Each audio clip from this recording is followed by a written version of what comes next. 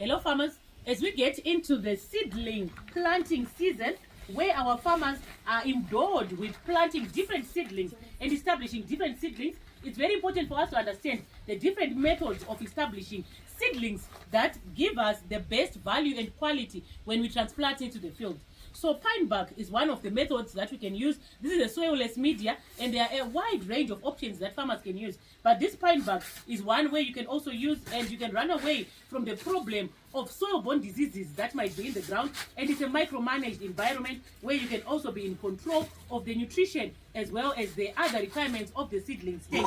So now when we are planting, here we are in the process of seeding. So each particular seed, the individual seeds, should be planted in each cell. So each cell should get one seed because these are hybrid seeds and we are planting majesty cabbage. So this is what you're going to be doing. So these are the seeds that you're seeing here, small little seeds. So you should make sure that you drop one in each cell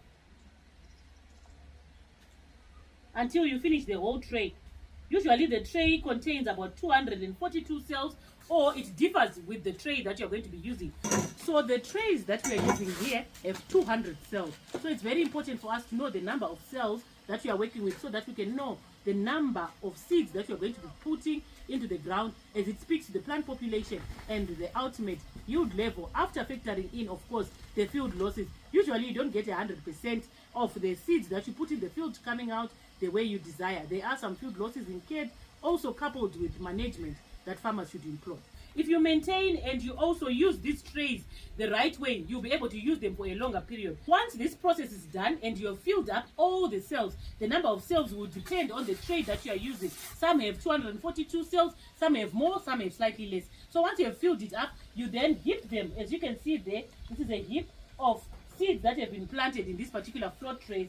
And once you have done that, we leave them for about 2 to 3 days, and then the process of emergence will have started in this particular crop, which is cabbage, majesty cabbage from Seedco. And then once that is done, you know that you are now in a good space. After that, we want to talk to you about how you prepare the pine bark in the float tray. So stay tuned and watch. This is the process that we are now doing. So the filling process, as you can see, the pine bark is spread evenly. It is spread evenly in the float tray. Yes, the process of dropping it is to make sure that you get good concentration of the pine bark in the tray, as you can see, and she has leveled it out. After that, she's going to take the seeder, which is going to create the holes inside the cells, and it has the number of cells that are ideal for this particular tray. As you can see, the holes are there, and then once that is done, it's ready for us to then transplant. So this is the process of planting in the soilless media pine bark.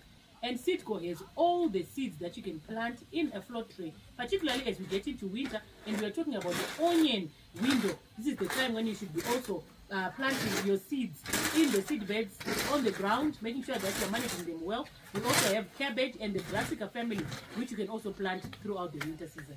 Contact your nearest Seedco agronomist for more information.